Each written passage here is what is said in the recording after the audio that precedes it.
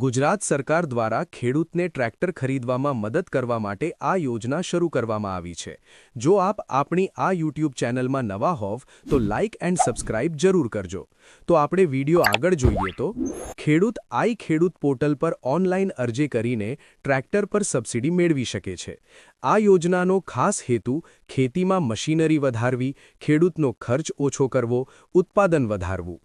ખેડૂત કેટલી સબસિડી મળે?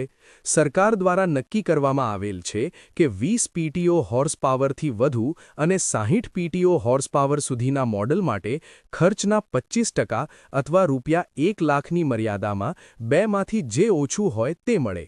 આ સબસિડીનો લાભ કોને મળશે?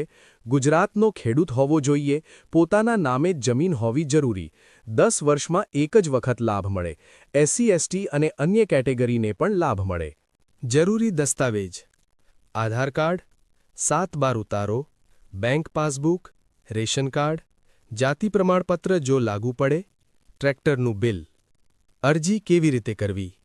આઈ ખેડૂત વેબસાઇટ ખોલો, ટ્રેક્ટર સહાય યોજના પસંદ કરો, ઓનલાઈન ફોર્મ ભરો, દસ્તાવેજ અપલોડ કરો, સબમિટ કરો। ગ્રામ પંચાયત દ્વારા પણ અરજી કરી શકાય છે।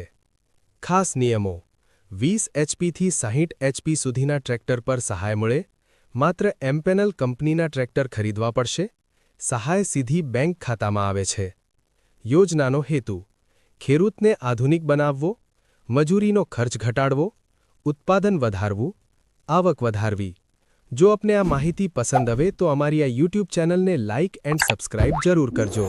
જય ભારત, જય હિન્દ।